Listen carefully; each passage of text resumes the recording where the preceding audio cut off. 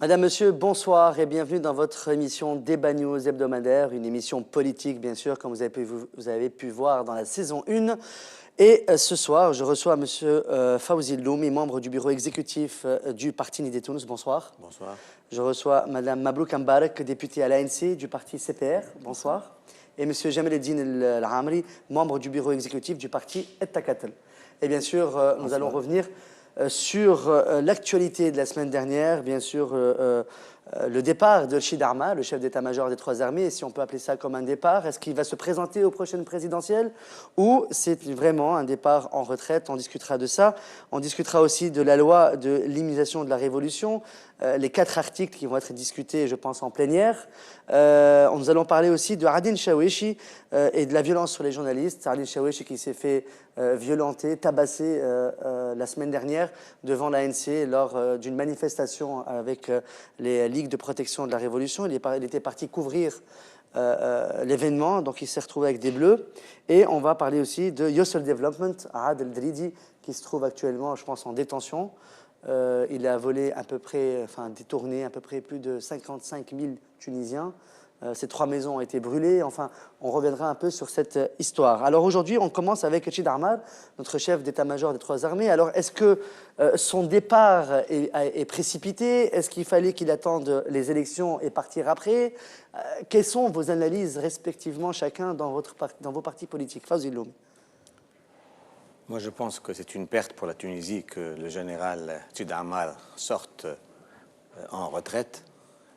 Ce qu'il avait déclaré, c'est que alors qu'il aurait pu attendre 6 ou 7 mois, ça aurait pu rien changé. attendre au moins jusqu'aux prochaines élections. Bon, il avait déclaré que depuis 2006, il aurait pu sortir à la retraite et que ça a été retardé à chaque fois. Je crois que ce n'était pas le bon moment pour sortir. Mais je pense aussi que la pression qu'il est en train de subir au sein des instances et par rapport au pouvoir politique a fait qu'il n'a pas pu tenir, et on l'a vu d'ailleurs avec les déclarations de M. Abou qui disait il faut qu'il parte, tout ça. C'est pas une déclaration anodine, c'est tout un plan. C'est lié. Voilà, c'est lié, c'est tout un plan, toute une stratégie pour le faire sortir. Et finalement, il a préféré partir plutôt que de rester dans un combat qui, pour lui, peut-être n'a pas d'issue. C'est-à-dire, quand j'entends M. Fawzi Loumi, c'est-à-dire que l'armée, finalement, dépend des stratégies politiques. Finalement, on peut faire sortir ou faire de la pression sur un chef d'état-major des trois armées. Donc, qu'est-ce qui se passe? Je veux dire, qui dirige qui alors? Qui contrôle quoi? Non, pas du tout.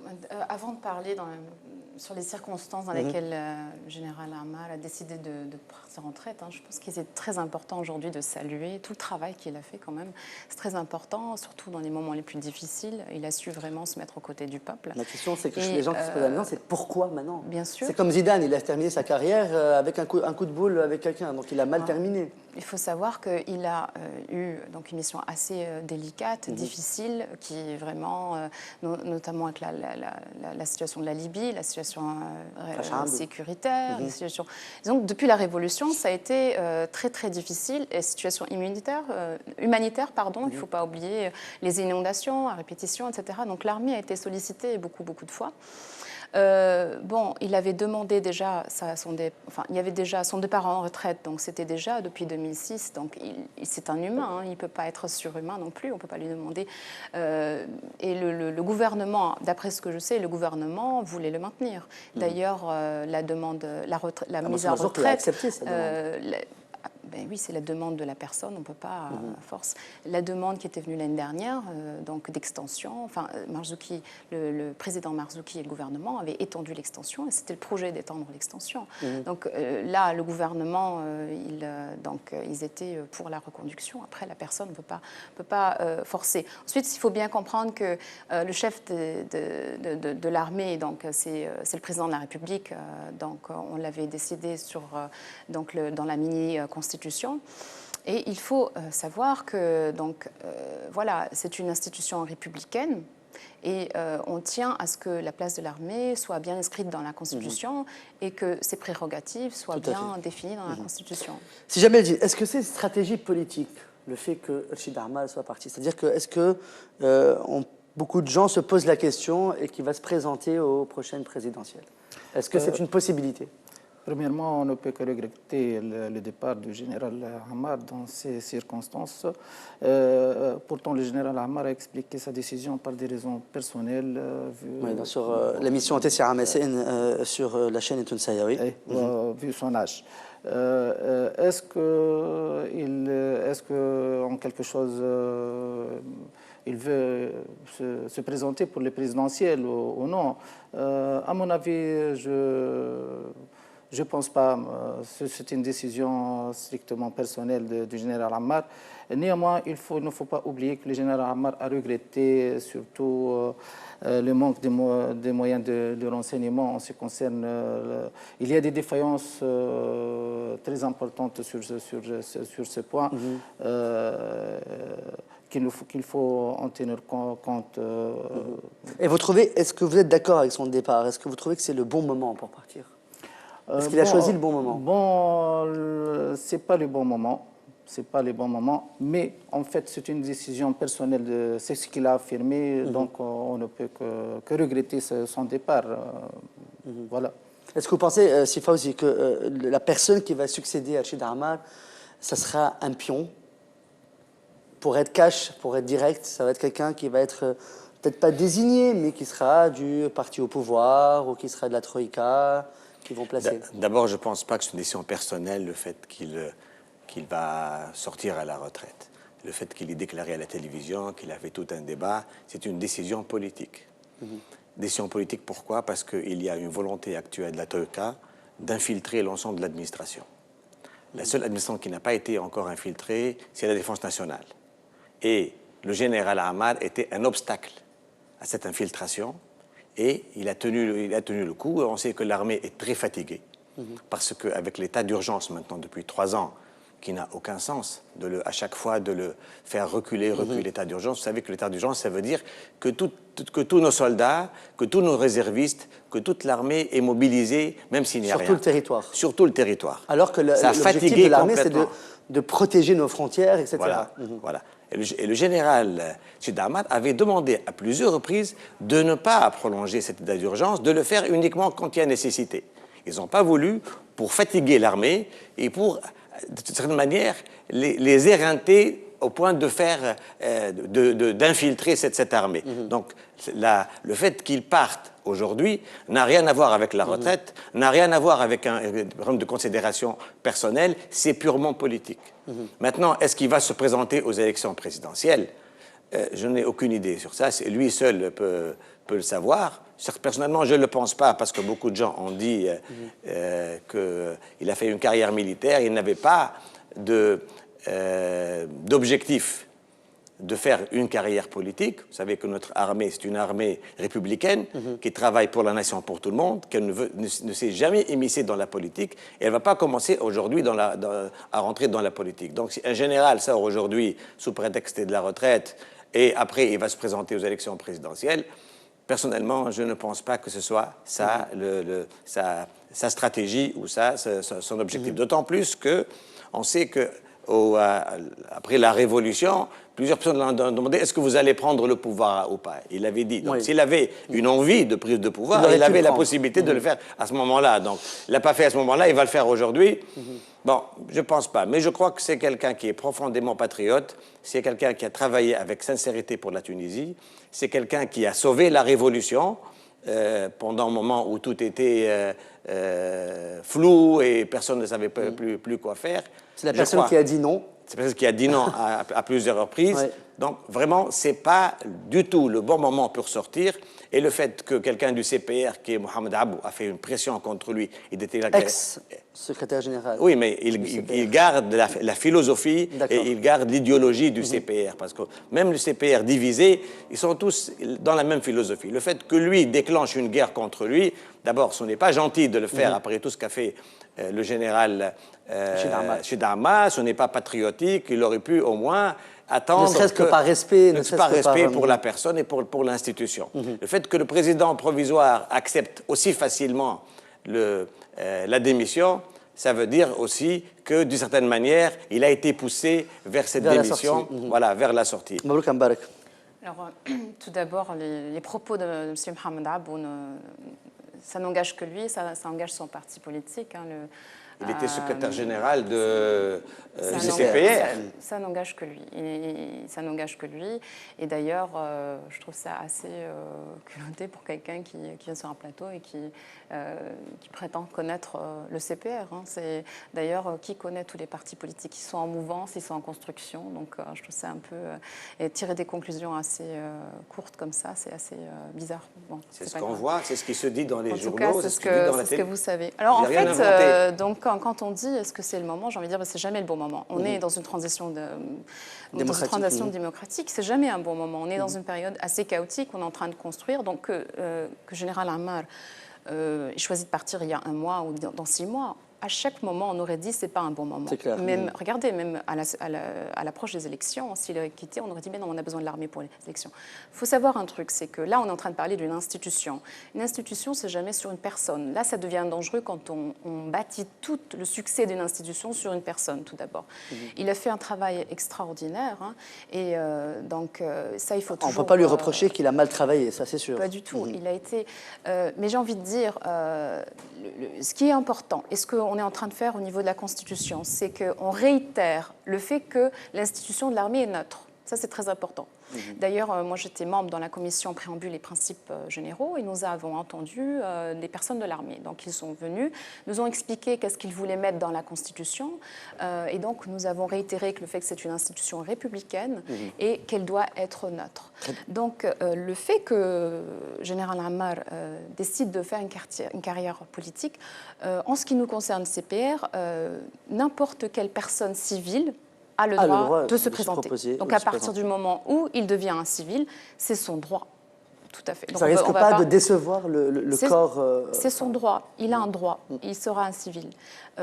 Après, bon, on peut quand même, si on revient vers la fin de sa carrière, on peut se poser des questions sur est-ce qu'il est resté neutre, notamment quand il a proposé, il l'a avoué lui-même dans l'émission, qu'il a proposé toute cette initiative pour avoir un gouvernement de technocrates. Oui, il avait proposé c'est ça là où à M. on Hamad peut Jbeli. se poser les questions, notamment sa participation dans l'IF. Donc encore une fois, la personne qui va être à sa place devra obligatoirement rester être neutre. S'il n'est pas neutre, ce sera anticonstitutionnel et ça doit faire le consensus. Très bien. Monsieur Jameldine Lamri, dernier mot sur... En ce qui concerne l'armée tunisienne, elle a été depuis plus de 50 ans une armée républicaine. Elle était républicaine au cours du règne du président Bourguiba comme Ben Ali. Et cette armée restera républicaine. Donc le fait de dire qu'il y a des tentatives de s'immiscer dans l'armée, d'une façon politiquement dans l'armée, je ne pense pas. C'était réaliste. Cette armée, c'est l'armée qui a protégé la révolution. Et cette armée, elle était à côté du peuple. Et je pense jamais que cette armée sortira du cadre constitutionnel d'elle. Très bien. Alors, on passe quand même à un sujet assez sensible, la loi de l'immunisation de la Révolution. Ça a fait jaser tout le monde, ça a fait parler beaucoup de partis politiques. Alors, il y a ceux qui sont contre, il y a ceux qui sont pour, il y a ceux que ça dérange. Alors, selon vous, le parti CPR, alors, est-ce que cette loi va passer? On sait que vendredi dernier, ils sont en train de discuter article par article pour voir si on doit changer certaines choses ou pas. Est-ce que ça va vraiment exclure les RCDistes ou les destoriens pendant 7 ans? Est-ce qu'il va y avoir ça? Qu'est-ce qui serait préférable et quelles seront les conséquences, justement sur le pays? Tout d'abord, une mise à jour. Le CPR a déposé la loi le 4 avril 2012. D'accord. Donc, ça fait bien beaucoup plus qu'un an, quoi. Voilà. En ce qui nous concerne, nous, on aurait bien voulu que ça passe beaucoup plus vite. Je pense, en ce moment, mais bien sûr, beaucoup de gens critiquent le fait que ça vienne tard. Ils se posent même la question de la légitimité d'une telle loi. Alors qu'il y a 1 an, vous avez déposé ça. Bien sûr, on l'a déposé. Donc ensuite, est-ce que c'est une décision politique ou administrative? Je ne peux pas vous le dire. Mais évidemment, il y a eu des tentatives pour faire reculer le débat. Bon, ça arrive à ce moment-là, juste avant le débat général sur la Constitution. C'est un peu dommage. Ça va encore reculer. On aurait voulu que ça se passe bien vite. Il faut comprendre quelque chose. Dans une révolution, il y a 2 étapes. La première étape, on doit casser le système existant. Et ça s'est passé le 14 Qu'on soit bien clair avec les gens. Casser le Ensuite, système, c'est le RCD, on est d'accord. La dictature. La dictature, alors. Donc, c'est-à-dire que les racines. Ensuite, on doit rebâtir un nouvel ordre nouveau. Et c'est ça le plus long et c'est ça le plus difficile. Donc là, on est dans une transition démocratique où il y a quand même, pour réussir, 3 choses importantes. On doit écarter les piliers de la dictature. Comme on dit, les écarter temporairement. On dit souvent on va les mettre au frigo, juste le temps que nous bâtissons. Ensuite, il y a tout le processus de reddition des comptes, d'investigation, de reddition des comptes. Et il y a des procédures spéciales pour les hommes d'affaires, etc. Et ensuite, la réconciliation nationale. Dans toutes ces personnes-là, elles vont revenir dans la vie politique. On a pardonné, on a eu la reddition des comptes, ceux qui ont payé. Et ensuite, on doit tous vivre ensemble. C'est ça l'important. Il faut comprendre que le CPR, c'est quoi notre objectif? Il ne s'agit pas d'exclure, c'est d'arriver à ce moment-là où il faut vivre ensemble. Il y a des pays qui n'ont pas réussi à faire tout ce processus. Par exemple, l'Espagne, où il vit une grosse frustration. Il n'y a jamais eu, après Franco, toutes ces étapes-là. Nous, en Tunisie, on ne veut pas ça. On veut vraiment passer par ces étapes. C'est des étapes douloureuses qui ne font pas tout le consensus, mais il faut passer par là. Très bien. J'arrive vers vous, M. Fawzi Elloumi. Takatel, est-ce que, déjà, est-ce que vous êtes d'accord avec les propos du CPR? Et, en second lieu, une deuxième question, est-ce que vous êtes d'accord avec ce que Rachel Ghannouchi a dit? C'est-à-dire que, bon, ils sont sortis, hein, vous êtes d'accord, de cette proposition de la loi d'imitation de la Révolution, mais ils préfèrent qu'ils fassent des excuses publiques au peuple tunisien. Est-ce que vous êtes d'accord avec ça ou pas? Bon, en ce qui concerne la position de Taket vis-à-vis de cette loi, du projet de loi d'immunisation de la Révolution, il faut rappeler premièrement, en premier lieu, qu'en réalité Ben Ali n'a pas gouverné tout seul. Ben Ali a gouverné avec la connivence d'une machine qui était complice de la dictature et de la corruption. Ça, c'est le premier point. Le deuxième point, c'est que Takatel, bien qu'il n'est pas à l'initiative du projet de loi de l'immunisation de la Révolution, mais Takatel comprend l'attitude donc des élus, des députés donc de la Constituante qui ont proposé ce projet de loi. Le troisième point, il faut rappeler que Takatel il a adopté, dans le cadre, il a supporté donc l'article 15 du décret donc datant de 2011 lors des élections donc d'octobre 2011. Ce décret, en fin de compte, toutes les sensibilités politiques tunisiennes étaient d'accord sur cet article. Et quatrième point, Takatel, indépendamment de ce projet de loi d'immunisation de la Révolution, pense effectivement que la transition, que la justice transitionnelle restera donc le principe et non pas l'exception. D'accord. M. Fawzi Elloumi, par rapport à cette fameuse loi d'immunisation de la Révolution. Bon, moi j'ai beaucoup à dire. Allez-y. D'abord, il y a eu la loi, l'article 15 de la loi électorale qui a fait l'appel à l'élection de la constituante. Et cette loi préconise que pendant les élections pour la constituante, il y a un article qui exclut les anciens du RCD. En plus, la constituante a été élue pour 1 an et pour faire la constitution. Le Dustour. Le Dustour. Disons que cette loi d'exclusion ne concernera que la constituante, que l'élection de la constituante, et qu'après, il y aura la constitution tunisienne et il n'y aura plus d'exclusion.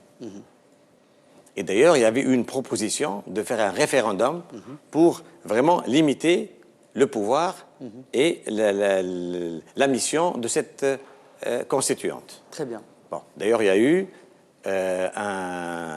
un accord entre 11 partis. Bon, le CPR n'a pas signé, mais il y a eu 11 partis qui ont signé, qui ont la majorité absolue aujourd'hui à la constituante, un engagement comme quoi ils s'occuperaient de la Constitution et ils resteraient une année.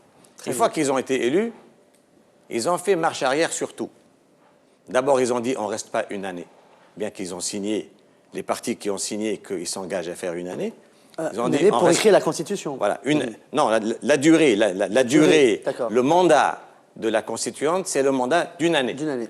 Au maximum, d'ailleurs. Bon. Donc, ils ont dit dès le départ, on ne va pas rester une année. Il y en a qui veulent rester 2 ans, ou 3 ans, ou 4 ans, ou même 5 ans. C'est comme ils veulent. Comme ils veulent. Ils ont dit, nous, on fait ce qu'on veut, mais on leur dit, vous avez signé. Ils ont dit, oui, c'est moral, voilà. Ce n'est pas... Donc, s'ils font un engagement vis-à-vis du peuple tunisien, demain, sur un programme, ils vont dire, non, ça, on l'a dit, mais c'est un engagement moral. Voilà. Demain, quand ils vont se présenter aux élections législatives, ils vont présenter un programme au peuple tunisien. Dans le programme qu'ils vont présenter... il va y avoir certains points. Il va y avoir certains points et sur lesquels le peuple tunisien va voter. Va voter. Donc, ce qu'ils vont dire après, non, ça, c'était un truc qu'on a donné à titre... d'information simplement. On a changé d'avis, puis c'est tout. Voilà, on a changé d'avis. Premièrement, ils ont dit on reste tant qu'on veut. Deuxièmement, ils ne veulent faire que la Constitution. Ils ont dit non, nous, on veut diriger le pays et on veut faire un gouvernement politique et on veut tout faire, on veut tout changer et tout ça. Bon. Troisièmement, sur cet article 15, au bout d'un certain moment, ils ont dit ah, nous, on veut refaire un autre article 15. Ah, un deuxième. Voilà. Et le CPR n'avait aucune légitimité pour faire une telle proposition. Normalement, toutes les lois sont faites dans les différents ministères et elles arrivent à la Constituante. Il existe, bien sûr, dans le règlement intérieur, la possibilité que 10 députés puissent déposer... Dans la petite Constitution, oui, dans le règlement intérieur, qui puissent déposer une loi, mais personne ne l'a fait. Et surtout, qu'il y a un ministère des droits de l'homme et de la justice transitionnelle, qui, lui, est normalement concerné par ce genre de choses. Ils ont court-circuité tout. C'est Mehdi qui est le ministre de la... des droits de l'homme, ministère des droits de l'homme et de la justice transitionnelle. C'est à lui de faire les lois et c'est à lui de proposer comment on va faire la transition démocratique. Donc les gens du CPR n'avaient aucune vocation, aucune légitimité à faire une proposition en 2012, en 2013 ou même en 2014. Donc ça n'a aucun sens. Bon. Après, il y a eu des différentes étapes. Bon. Et puis, le parti Nahda est rentré dans le circuit, il a pris en charge ce projet, puis il y a eu des changements et des modifications. Bon. Ce projet d'exclusion, de la loi sur l'exclusion, il est contre toutes les règles élémentaires des droits de l'homme. Et je suis surpris que le président de CPR, qui est quelqu'un, un droit d'homiste, qui a soutenu pendant des dizaines d'années les droits de l'homme, que ce soit lui qui fasse une proposition de loi contraire aux règles élémentaires de droits de l'homme. D'autant plus que la Tunisie avait signé une convention internationale de protection des droits civils et politiques. Et vous savez que les conventions internationales sont supérieures aux lois locales. Donc cette loi est ce qu'on appelle une loi scélérate. Mais son objectif, en réalité, n'a rien à voir avec la révolution. Parce que ce qu'ont demandé les révolutionnaires, ou ce qu'a demandé la révolution tunisienne, c'est la lutte contre le chômage, c'est l'emploi, c'est le développement régional et c'est la démocratie. Et la dignité.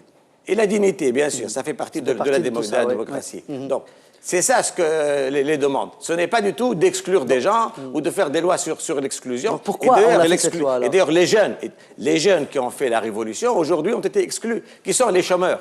50% des chômeurs, c'est les jeunes. Donc l'exclusion et cette troïka a complètement détruit l'État tunisien. Vous savez que la première période de transition, c'est l'administration tunisienne qui a tenu le pays. Il n'y avait aucune institution légitime. Il n'y avait pas d'institution élue.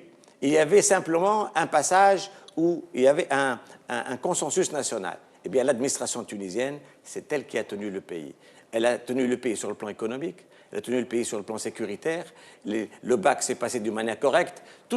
Vous parlez quand M. Béchir Khaled était au chef du gouvernement. D'accord. À la deuxième période, ils ont commencé à infiltrer... Deuxième période, donc la période de Hamad Ejbeli est actuelle. Ils ont commencé à infiltrer l'administration tunisienne et détruire Alors attendez, qu'on comprenne bien. Infiltrer l'administration tunisienne, c'est reprendre les mêmes méthodes que Ben Ali faisait avant, alors. Voilà, c'est éliminer tous les gens qui étaient... Les gens compétents, démoraliser l'administration en leur disant vous êtes tous des voleurs, éliminer tous les bases d'administration et aujourd'hui on est dans une situation catastrophique. Il y a ces ligues de protection de la Révolution, qui sont des milices. Oui, mais on parle de démocratie. Oui. Si on veut nous immuniser la Révolution, il faudrait enlever ces milices destructrices, ces milices criminelles qui sont en train... De quel parti, de quel... Ce sont des milices, tout le monde le sait. Tout le monde le sait, des milices. Du parti Nahda. Nahda et CPR. D'accord. Tout le monde sait l'origine de ces milices, d'ailleurs, ils sont protégés. Et on voit, par exemple, la justice, qui est censée être une justice indépendante. Et moi, j'ai beaucoup de respect pour nos magistrats qui vraiment font tout leur possible luttent pour leur indépendance et font tout leur possible. Mais quand je vois que la bande organisée qui a attaqué l'ambassade des États-Unis et le 14 septembre, j'ai vu le dossier où il y a toutes les informations, toutes les indications, avec photos, avec des déclarations, avec des vidéos, avec des personnes qui ont des observateurs et tout ça. Normalement, la sentence aurait été minimum 20 ans de prison. Ils sortent avec 6 mois de prison avec sursis. Comment ça? Comment est-ce possible? Et Ouad 15, 2 ans de prison ferme. Ouad 15, il a dit 2 mots, il avait 2 ans de prison ferme. Donc il y a un problème quelque part qu'il faudrait comprendre. Qu'est-ce qui se passe à notre justice? Qu'est-ce qui se passe pour nos magistrats? Comment ils peuvent... Très bien, alors on va arrêter, on va donner la parole à Mabrouk Mbarak. Maintenant, juste un dernier mot. Cette loi d'exclusion n'a aucun objectif révolutionnaire. Très bien. Son seul objectif, c'est d'éliminer des concurrents politiques et de rester au pouvoir par n'importe quel moyen. C'est uniquement cela l'objectif. Très bien. Je sais que vous allez prendre la parole un peu plus longtemps. Je vais donner la parole à Takatel déjà et on vous laisse vous après. Allez-y. Par rapport à ce qu'a dit Fawzi Elloumi. Premièrement, je pense que si Fawzi met même en doute la légitimité de la constituante, puisque il paraît qu'il a oublié que la constituante, c'est la seule institution légitime en Tunisie. Maintenant, la constituante a été élue par le peuple tunisien, premièrement. Deuxièmement, je devrais rappeler, si Fawzi, que la constituante est une assemblée de fond et non pas de forme. C'est-à-dire que cette assemblée donc, peut légiférer, je parle du principe, peut légiférer n'importe quelle loi dans le cadre donc, constitutionnel, bien entendu. Ça, c'est le premier point. Deuxième point, il ne faut pas oublier, comme j'avais dit il y a un moment, que Ben Ali ne gouvernait pas tout seul. S'il gouvernait tout seul, Ben Ali, il n'a jamais dépassé 1 an. Ben Ali, non, il aurait pu pas, oui. Ben Ali a gouverné 23 ans avec la complicité d'une machine. Et cette machine,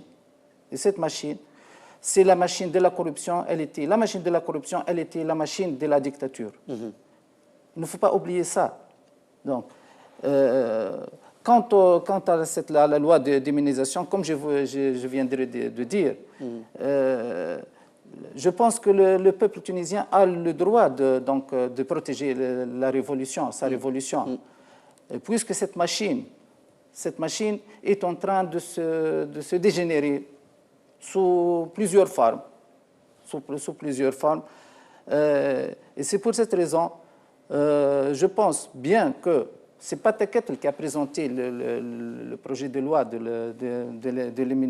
l'immunisation de la révolution, mais Takatel comprend. Très bien, parfait. Mabrouk Mbarak, allez-y.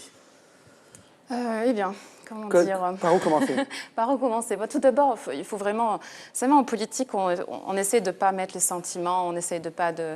Quand on écrit une constitution, c'est assez difficile. On essaie de se rattacher à la révolution et même dans les commissions constituantes... C'est dur d'être... Moi, je me suis fait une promesse qu'à chaque fois que je rentrais en commission constituante, je vais me rappeler vraiment de la Révolution, vous voyez.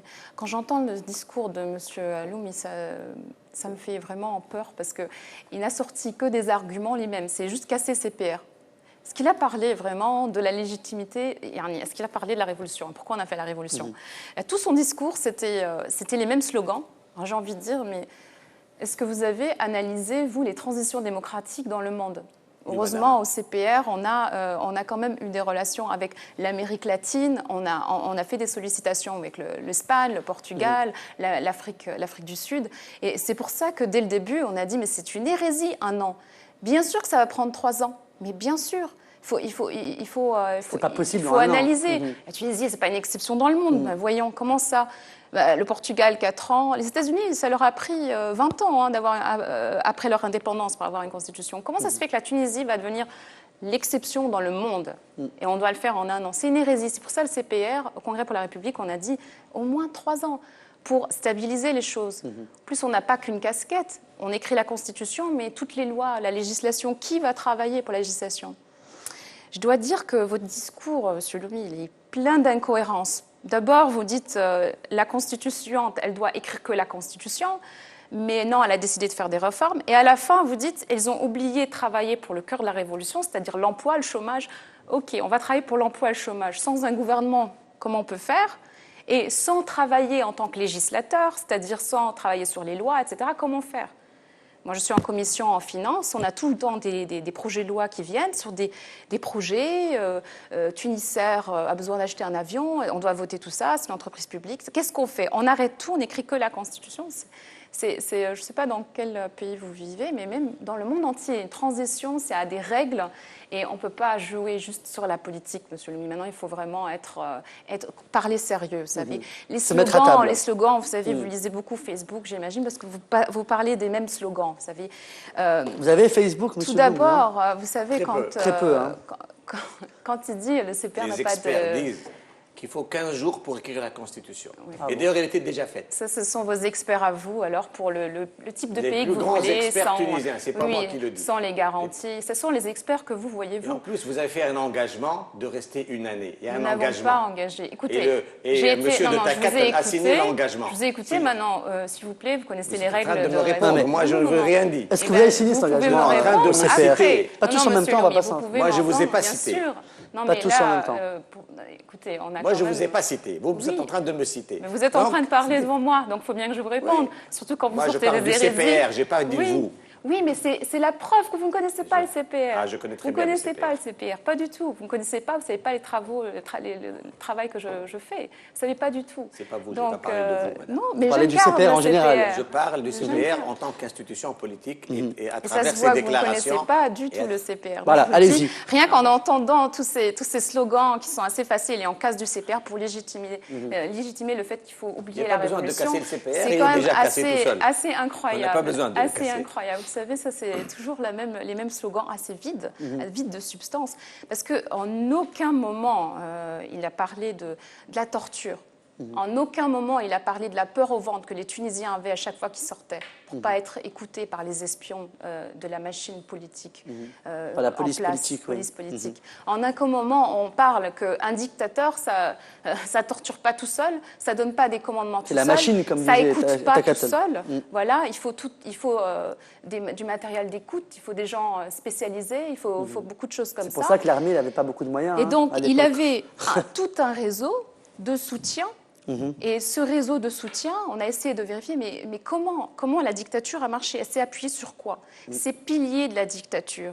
C'est ça qu'on a demandé en un temps soit 5 ans, entre 5 ans et 10 ans, de se mettre à l'écart. C'est même pas, il n'y a pas d'exclusion. Qui a parlé d'exclusion? C'est une mise à l'écart. On leur dit juste, s'il vous plaît, que vous ayez collaboré ou pas, ou que vous étiez silencieux, le fait que vous ayez cette position, vous avez soutenu l'appareillage de la dictature. Donc, mettez-vous de côté de la politique, seulement de la vie politique. De la vie politique. C'est un assassinat politique. Ils peuvent travailler d'autres. Non, ils avaient plein d'années pour se mettre dans l'opposition, se ranger dans les rangs de l'opposition, pour parler et pas rester dans le silence. Et continuer à soutenir. Et là, on parle que d'à peu près 3000 personnes sur 11 millions d'habitants. C'est vraiment, c'est très petit. Moi, ce qui me chagrine, c'est que...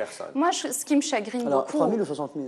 Non, on est vraiment en train de parler, on n'est pas en train, ceux qui disent 60 000, c'est vraiment, ils voient gros parce qu'ils veulent faire tomber vous savez, les opposants à ce projet, ils disent toujours, mais ça va concerner tous les Tunisiens. Pas du tout, pas du tout. C'est une infime. Vous savez, et c'est vraiment les dirigeants, ceux qui ont pris des décisions politiques. Ce qui est malheureux, c'est qu'on parle plus de ce genre de choses et qu'on ne parle pas de l'économie qui là, pour le peu, vraiment concerne tous les Tunisiens, pour des genres de lois qui vont être vraiment désastreuses pour la Tunisie, des réformes qui vont être désastreuses pour la Tunisie, des choses qui ne respectent pas la souveraineté de l'État. Là, par contre, il faudra en parler. Donc, Sifa Ouzilou, mais une question. Est-ce que vous avez l'impression que le CPR est en train de prendre un peu la place de l'opposition, en fait, dans ce paysage politique? Est-ce qu'ils se rangent un peu à l'opposition alors qu'ils sont à la Troïka J'aurais voulu que vous me posiez la question à moi, parce que je suis pas du CPR. Monsieur Loumi, c'est Nidatounes, vous savez. Non, mais est-ce qu'il... Pour avoir juste d'après une tout ce qu'il idée... vous a dit, ça se voit. Moi, je peux vous dire qu'il n'est pas du tout le CPR et qu'il balance des accusations Alors, comme ça. Est-ce que vous avez l'impression que vous êtes à peu près dans le rang de l'opposition? Alors, je vais vous dire, moi, je vais vous répondre à cette question, parce que je suis membre du CPR et membre du Majlis Watani, de la structure du CPR.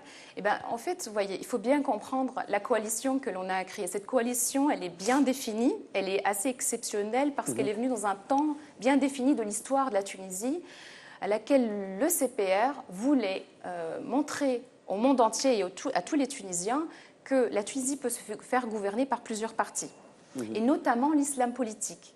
Et il faut bien rappeler que pendant la campagne, beaucoup de partis politiques avaient bâti toute leur campagne sur le fait qu'ils s'opposaient à l'islam politique. Nous avons dit non.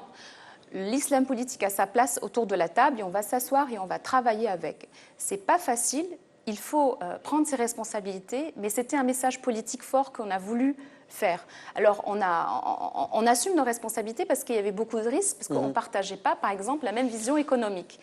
On sait très bien que nos deux partenaires d'ailleurs, n'ont pas la même vision économique. C'est-à-dire Nahda et Takatl. Oui, ils n'ont pas la même vision économique et sociale, puisque justement l'objectif c'est de rebooster l'emploi, c'est de traiter le chômage. Donc il y a beaucoup de débats sur l'économie en ce moment dans l'ANC et au niveau du gouvernement. Donc c'est à ce moment-là que nous, les gens, on a l'impression qu'on est une opposition au sein du gouvernement. On le dit, on n'était pas une coalition économique.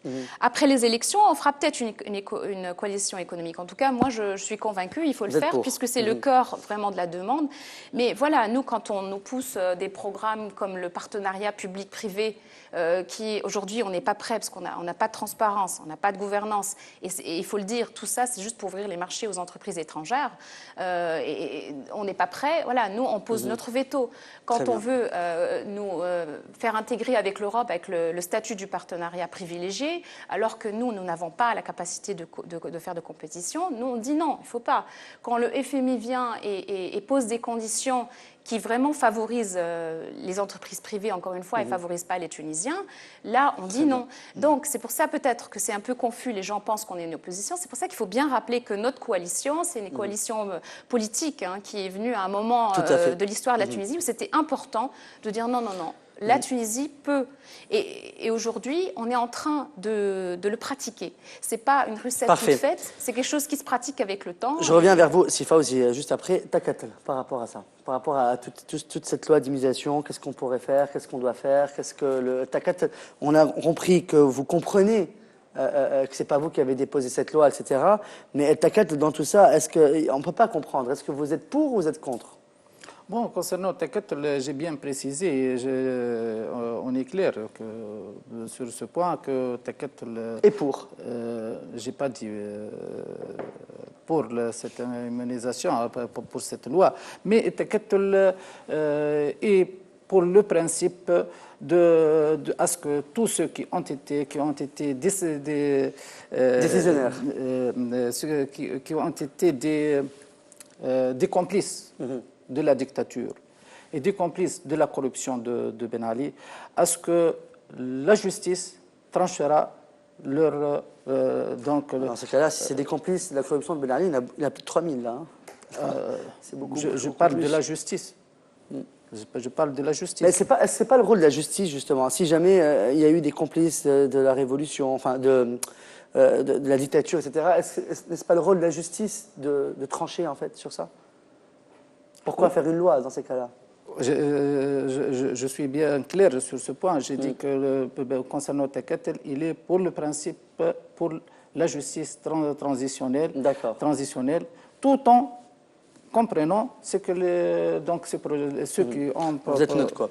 D'accord. C'est Je Fawzi peux, Loum.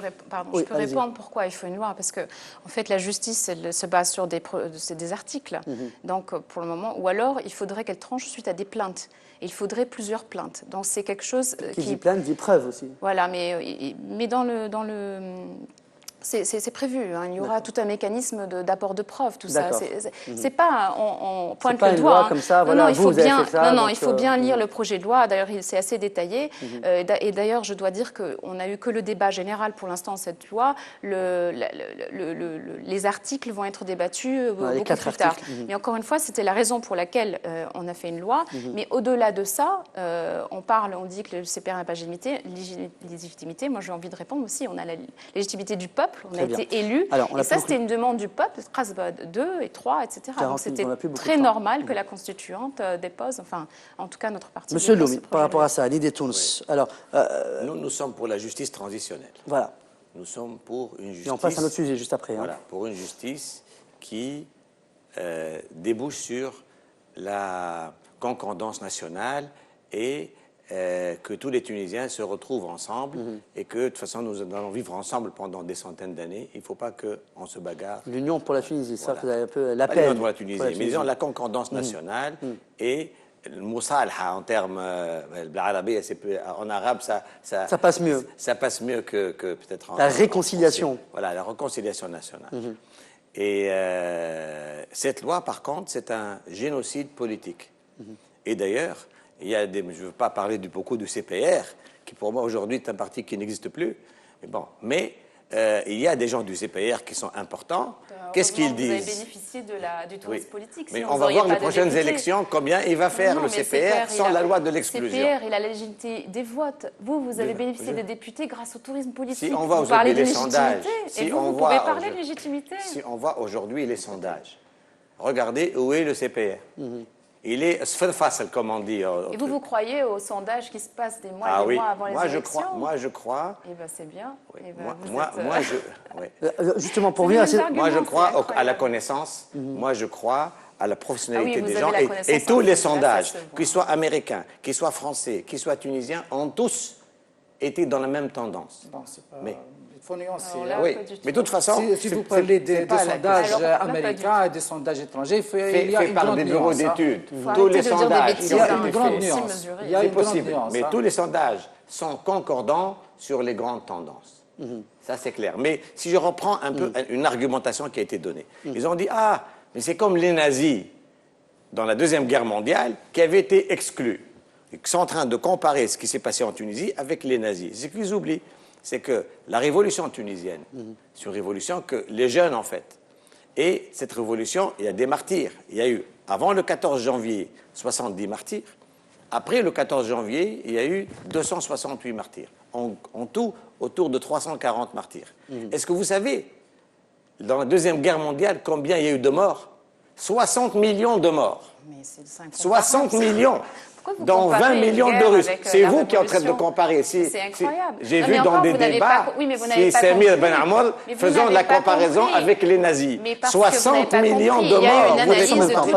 Il y a eu une analyse de toutes les transitions, Il n'y a jamais eu d'exclusion dans aucune transition. Ça a été sorti hors contexte. On a parlé du Panama, on a parlé de l'Espagne, on a parlé aussi de l'Allemagne, puisque ce sont des cas. Il n'y a pas eu d'exclusion. Je dois vous dire, parce que puisque vous ne savez pas de quoi vous parlez, il n'y a jamais eu d'exclusion massive. Il y a eu une délégation de l'Allemagne, et c'était une suggestion de l'Allemagne, pour venir partager leur expérience et comment ils avaient fait avec la Stasi. D'ailleurs, ce n'est pas la nazie, c'est la Stasi. Voilà.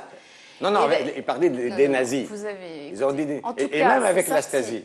Écoutez, vous ne comprenez pas que, regardez, quand on est au gouvernement ou même à la constituante, on doit analyser tout ce qui se passe, toutes les transitions. On ne peut pas se permettre, vous sortez hors de contexte. Il n'y a jamais eu d'exclusion aussi massive que celle que vous voulez faire. Jamais. La Géorgie qui a sorti tout l'appareil de police, alors que nous, on a décidé que sortez l'appareil de police. C'est incroyable. Mais même celui qui a appelé à voter, qui n'avait jamais été ni à ORCD, ni jamais été dans aucune administration, il il est exclu. Si vous voyez la liste des exclus, vous allez voir que des gens qui n'ont jamais fait de politique, qui n'ont jamais été avec le pouvoir, qui même ne connaissaient personne, ils ont été exclus. Pourquoi? Parce qu'ils ont mis leur nom dans une liste disant on appelle, etc.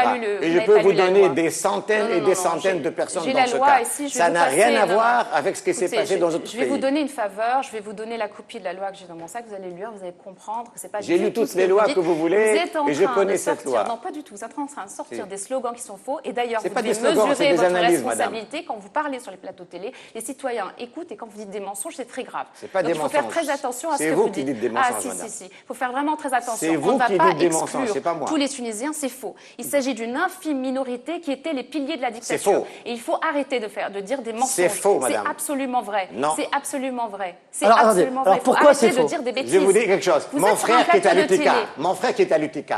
il n'a jamais fait de politique. Il n'a jamais participé à aucun gouvernement. Il n'a jamais été dans aucune institution, mais sur la liste de l'UTK, ils ont pris tous les présidents de chambre et les ont fait comme ça, comme quoi ils appellent à la candidature de Ben Ali. Il a été exclu dans les élections. Qu'est-ce qu'il a fait? Ni politique, ni rien. Il n'a jamais participé à rien et il dirige un groupe international qui travaille exclusivement avec l'étranger et parmi les plus grandes entreprises du monde. Il est exclu parce qu'il est sur cette liste-là qu'il n'a pas faite et il n'a jamais rien demandé. Est-ce que ça, c'est normal? Quand on est un homme politique, et il n'est pas le seul. Quand on travaille il dans n'est la pas politique, lui. Il n'a jamais fait de politique. Est-ce que ça, c'est normal? Quand on est, Allez-y, on revient après. Hein. Quand on est un homme politique, quand de la on travaille dans la foi, politique monsieur. et quand on travaille sur des projets de loi, on ne parle pas des choses personnelles. C'est pas parce qu'une personne, un frère, c'est un une sœur, exemple. On doit faire abstraction. Il y a des de milliers toute de personnes dans ce situation cas, des milliers de personnes. pour travailler dans l'intérêt de la Tunisie et pas regarder un cas Vous du ne frère ou d'un travaillez sœur. pas dans l'entrée de Tunisie, madame. Même si j'avais un frère ou une sœur dans l'RCD, je défendrais ce projet Il n'est de pas au loi. RCD. Je défendrais. Il n'est ou pas au collaborer RCD. ou avoir passé Il n'a sous jamais silence. été au La RCD. Il dictature n'a de pas la de carte silence, c'est même RCD. peut-être pire. Donc, écoutez, il y a des investigations qui vont être faites, il y a des preuves qui vont être apportées, mais en tout cas, pour l'intérêt de cette révolution, et ça, c'était une demande du peuple, il faut arrêter d'enterrer cette révolution. Vous avez peur des prochaines élections. Khasba 1, Khasba 2, Khasba 3, il n'y a jamais La eu. Khasba 2 et Khasba jamais 3, eu vous avez peur des élections, tout, vous pas n'avez. du tout. Alors, si le peuple vous réclame, allez-y aux élections. Pourquoi vous avez besoin d'une loi d'exclusion? Faites l'élection et demandez au peuple si vous voulez. Si vous avez, donc vous n'avez pas confiance dans le peuple tunisien. Vous n'avez pas confiance dans le peuple qui a fait la révolution. Vous n'avez pas confiance dans les jeunes. Ça devient si vous avez confiance, non, si vous avez confiance, laissez le peuple décider. Très bien. Laissez le peuple exclure les gens Je pense qu'on va passer à l'autre sujet. Monsieur Louis, quand il n'a pas d'argument, il hausse le ton, c'est incroyable. J'ose pas le temps, je suis en train de... Si, vous osez, écoutez... C'est vous qui avez haussé le temps, moi je suis en train de vous répondre. Moi j'ai une voix... Moi je vous ai jamais attaqué, ni rien dit contre vous. Je parle... Vous me forcez à crier parce que j'ai pas une voix qui porte. Non, mais c'est terrible, là. Vous devez changer de technique, là. Vous devez parler plus en tout cas, on a très bien compris, à la maison comme sur le plateau, que Nidé Tounes, ils ont leur avis sur la loi l'immunisation de la Révolution, et le CPR et d'autres partis, ils ont leur regard sur ça. Voilà. On doit respecter, c'est un projet de loi qu'on et puis avait déposé bien. en 2012. On regrette que ça passe que maintenant. Nous, on aurait souhaité que ça vienne dès le 2012. Très bien. Voilà. Justement, quand vous avez la branche économique, on va parler de Adel Drid et de Youssef Development dans quelques instants. Et par contre, là, on va en prendre en direct M. Adnan Chawichi, le journaliste pour RTCI qui s'est fait, enfin, je ne vais pas dire lyncher, parce qu'il ne serait peut-être pas parmi nous aujourd'hui, mais il s'est fait quand même bousculer, il s'est fait tabasser, il a eu son matériel un peu dégradé. On va parler un peu des violences sur les journalistes lors c'est-à-dire la manifestation des ligues de protection de la Révolution qu'il y a eu devant le Majtassis et devant l'ANC il y a quelques temps. Alors, est-ce qu'on... Sur antenne. Alors, Adnan Chawichi, comment allez-vous? Très bien, comment allez-vous? Écoutez, nous sommes sur le plateau, je vous présente, donc nous avons Mabrouk Mbarek, député à l'ANC du parti CPR, M. Jamel Eddine El Amri, membre du bureau exécutif du parti Takatel, et nous avons M. Fawzi Loumi, membre du bureau exécutif du parti Nidé Tounes. Alors, Adnan, si vous pouvez nous expliquer un peu, qu'est-ce qui s'est passé et pourquoi vous avez été agressé? C'est très simple, je me suis déplacé vers 9h30 du matin hier à l'ANC, j'ai interviewé des membres de l'opposition et de la Troïka à propos du projet de l'immunisation de la Révolution qui a été introduit à l'ANC. Et après, vers 10h, 10h15, Je suis sorti avec mon caméraman à l'extérieur pour couvrir la manifestation des Ligues de la protection de la Révolution. Concernant ce projet de l'immunisation de la Révolution, on était à 20 mètres, on avait pris un plan de coupe général et il y avait un homme qui portait le drapeau tunisien qui était contre le projet de l'immunisation de la Révolution et qui criait, qui était contre ce projet. Peut-être que je pense personnellement qu'il aurait dû manifester ailleurs parce que le fait qu'il était là-bas, c'était peut-être une provocation. Et au bout de quelques minutes, ça a tourné ça a tourné à un accrochage. Il y a eu un accrochage, de la violence de la part de 2 personnes des Ligues de la protection de la Révolution qui ont attaqué cet homme qui a refusé de quitter la place qui est juste en face de l'ANC à Baldou. Peut-être que la malchance ou le hasard a fait que je sois avec mon caméraman à cet instant devant l'ANC et que j'ai eu cette matière, j'ai filmé cette matière. Ils ont remarqué que j'étais sur place, donc ils ont attendu que je m'approche de la place en fait de l'ANC. Et là, ils ont attaqué mon caméraman. J'étais juste à côté. Il allait mettre la caméra sur le trépied. Ils l'ont attaqué. Et là, j'ai attrapé la caméra pour essayer de la protéger. Comme vous le savez, le matériel, il coûte très cher. Et là, c'est la chose la plus importante pour un journaliste, c'est son matériel. Donc, je me suis accroché à ma caméra pour essayer de la protéger. Et j'ai dit, alors d'accord, on quitte. Laissez-nous quitter. Adnan, alors où est-ce qu'on en est aujourd'hui? On a vu que Mahazaï El-Abidi a parlé par rapport à ça. Vous avez rencontré Moussa Ben Jafar. Où est-ce qu'on en est? Vous êtes sorti avec des conclusions? Vraiment, j'ai rencontré et j'ai été appelé par tous les chefs des partis politiques, presque en Tunisie, de l'opposition ainsi que de la Troïka. J'ai rencontré des membres de l'ANC qui m'ont contacté personnellement, soit pour s'excuser, soit pour condamner les actes de violence. Je pense que ce qui s'est produit hier, je n'étais pas pris pour cible. Ça aurait pu se passer avec quelqu'un d'autre. Le problème, c'est que j'étais devant l'ANC au mauvais moment. C'est ce que je crois. D'accord. Mais ce que je n'arrive pas à comprendre, c'est que je n'ai pas eu le temps de réagir. J'aurais peut-être pu me demander de quitter. Imaginez entre 15 et 20 personnes qui vous attaquent en même temps. Je comprends que 2 ou 3 ou 5 personnes aient choisi la violence. Mais ça nous rappelle un peu. Adnan, reste avec nous. Je vais donner la parole à M. Fawzi Loum. Ça nous rappelle un peu le lynchage qu'il y a eu avec à Tataouine quand même. Ça aurait pu. Heureusement que ça ne s'est pas fini comme ça, mais ça aurait pu finir comme ça. Ah oui, on se rappelle que d'abord ces ligues de protection de la Révolution n'ont rien à voir avec la Révolution. Ce sont des milices criminelles qui sont en train d'agir en toute impunité. Nous avons vu à plusieurs reprises. À Tataouine, ils ont lynché notre secrétaire général, notre secrétaire de Tunis, qui était le responsable là-bas. Il a été lynché complètement. Il a été dans des conditions vraiment catastrophiques.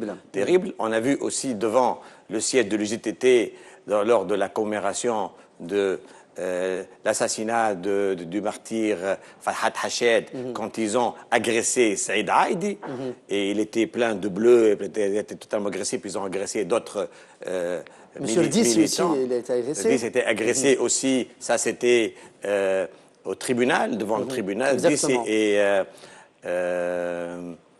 Kilishen, le journaliste, le rédacteur en chef de Maghreb. Et là, c'est dans la lignée naturelle de ces... Adnan Chawichi, l'RTCI qui se fait... Voilà, donc c'est ça.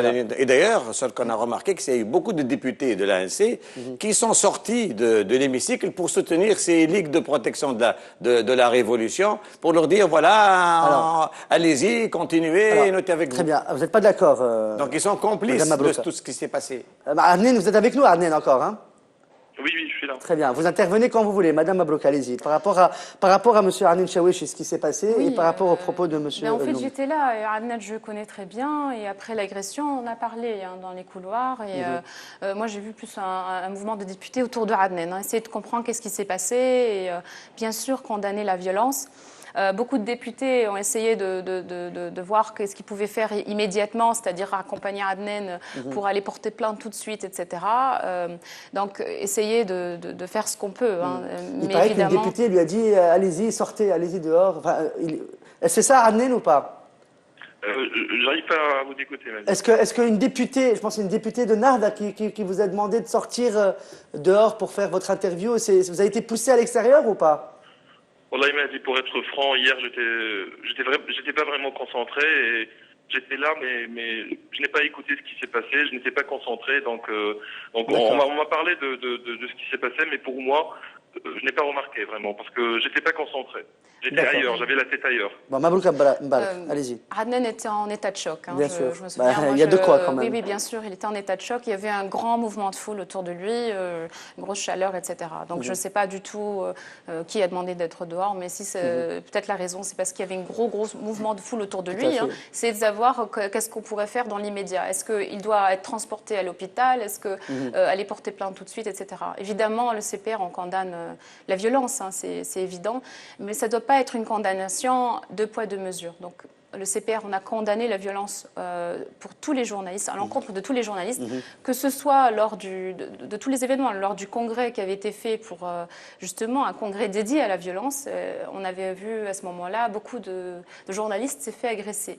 Donc là, là on pour a condamné. Et là, pareil, on condamne encore, évidemment. On doit trouver les responsables. Évidemment. Et là, la justice doit se faire, évidemment. Takatel, monsieur Jamel-Eddine Al-Amri, allez-y, un mot sur Adnan Chaouechi, journaliste à RTCI, et bien sûr un grand monsieur. On ne peut que condamner ces actes de violence perpétués par la Ligue, les lycées Ligue, entre guillemets, de protection de la Révolution. Et d'ailleurs, la position de Takatel, elle est bien claire sur ces ligues. La position de Takatel, il est impératif de dissoudre ces ligues. Très bien. Adnan, est-ce que vous avez quelque chose d'autre à dire, à préciser? En tout cas, on est de tout cœur avec vous, ça c'est sûr. Merci. Juste un petit détail, mon but hier c'était de leur donner la parole parce que j'ai couvert des événements sur tout le territoire tunisien depuis la révolution tunisienne et il n'y a jamais eu de problème. Et ce que je crains c'est cette violence. Je n'arrive pas à comprendre ou à expliquer cette violence. Pour moi, le dialogue a toujours été une solution. Ils auraient pu nous parler, nous demander de nous retirer, nous l'aurions fait. Mais pour eux, la seule solution, et quand je dis pour eux, je ne parle pas des centaines de personnes qui étaient devant l'ANC, parce qu'il y avait une vingtaine de personnes autour de nous, quelques-uns qui nous ont agressés, entre 15 et 20 qui nous ont agressés, mais ils auraient pu peut-être, je parle des organisateurs, ils auraient peut-être pu nous protéger ou nous faciliter vraiment le travail, ou nous protéger, nous faciliter le travail, ou nous permettre de quitter la place. C'est très simple pour moi. Mais nous agresser physiquement et essayer de casser la caméra, et puis casser la caméra, pour moi, c'est vraiment c'est un acte que je n'arrive pas à comprendre. Et je suis toujours sous le choc. N'arrive pas à comprendre. En tout cas, Adnan... Heureusement qu'ils n'ont cassé que la caméra. Il aurait pu le tuer. Hein. Oui, bah oui. C'est des gens qui sont des assassins, ils peuvent le tuer sans aucun problème. Après, ils vont dire ah, c'est une crise cardiaque. En tout cas, Adnan, on est bien content que vous soyez en vie, alors, encore. Alhamdulillah. Alhamdulillah. Adnan, merci beaucoup. Juste un petit message à tous mes camarades, tous mes amis, et tous les journalistes de toutes les radios, toutes les télés et de la presse écrite qui m'ont vraiment soutenu. Je pense que c'est pas la cause du journaliste Adnan Chaouechi à RTCI, c'est la cause de tous les journalistes tunisiens. On condamne la violence. On condamne fermement la violence. Et je crois que je suis convaincu que la seule solution, c'est le dialogue. Voilà, donc on termine l'émission avec les propos de Adnan Chaouechi. Merci beaucoup Adnan, en tout cas j'espère que tu vas être, je te tutoie parce que tu es un confrère, j'espère que tu vas être sur pied très vite. Merci. Alors, là-dessus, j'aurais voulu juste rajouter, comme l'a dit Adnan, c'est important le dialogue.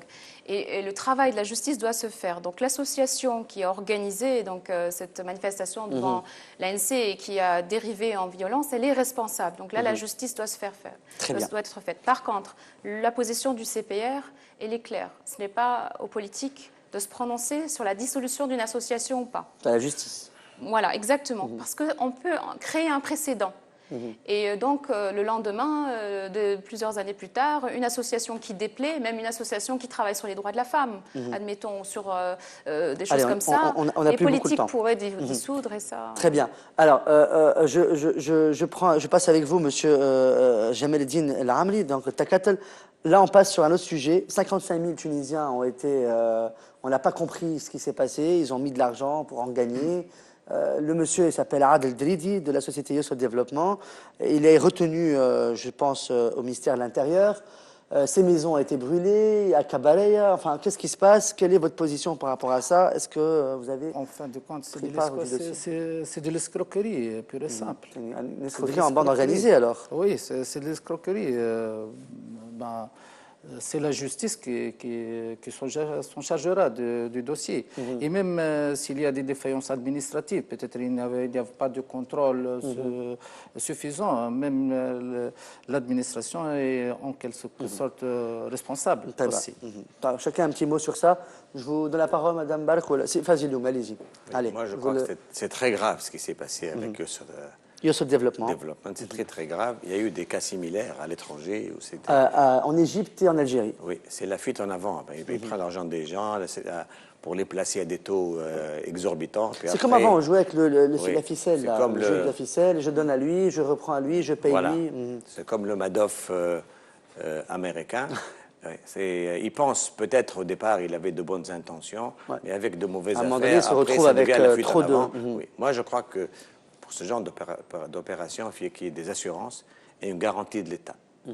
Parce que la finance ne peut pas être quelque chose qui est géré comme une entreprise normale. C'est vraiment les biens des gens, c'est la vie des gens qui est en jeu. Ah oui, on parle de 300 000 dinars, il y a des gens qui se... C'est la vie des gens. Qui ont vendu leur maison, leurs taxistes, tout. Voilà. Et moi, je pense que l'État doit créer un fonds pour participer à l'indemnisation de ces personnes-là.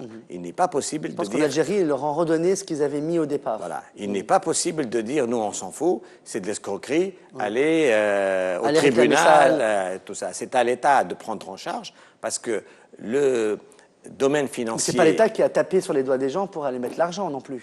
Non, parce que quand vous avez une entreprise financière et que vous avez tout un système... moi, je comprends pas, expliquez-moi. Non. Vous avez un système qui doit garantir l'épargne publique. Ça, c'est l'épargne publique. C'est comme la bourse. C'est l'épargne publique. Donc, les gens vont épargner. On peut très bien leur dire, vous allez gagner telle chose ou telle chose. Il y a des contrats qui sont signés. C'est un peu comme si vous mettez de l'argent dans une banque et que la banque fait faillite. Voilà, elle va investir avec votre argent. Est-ce que vous perdez l'argent qui est dans votre compte? Non. Parce qu'il y a des garanties et il y a des assurances. Tout à fait. Donc, tous ceux qui font appel à l'épargne publique et donc à l'argent de la population, il faut qu'il soit d'une manière encadrée et garantie par l'État. Donc là, c'est la responsabilité directe de l'État tunisien. Et il faut que l'État tunisien assume sa responsabilité. Je ne sais pas dans quel cadre doit être fait, mais il doit le faire. Ce n'est pas un problème de escroquerie. Vous allez au tribunal et vous allez peut-être avoir gain de cause d'ici 40 ou 50 ans. Donc il faudrait que l'État prenne en charge le problème, qu'il trouve une solution avec les épargnants et il doit les sortir de la situation parce qu'il est responsable. Allez, Mabrouk Mbarak, sur ce sujet, en une minute, on n'a vraiment plus le temps. Ça, ce sont l'escroquerie, c'est assez classique, ça s'appelle Ponzi scheme, c'est partout dans le monde. Le problème aujourd'hui, il y a deux choses. C'est qu'on n'a pas de loi, justement, de contrôle. C'est ça, la responsabilité de l'État, c'est ça.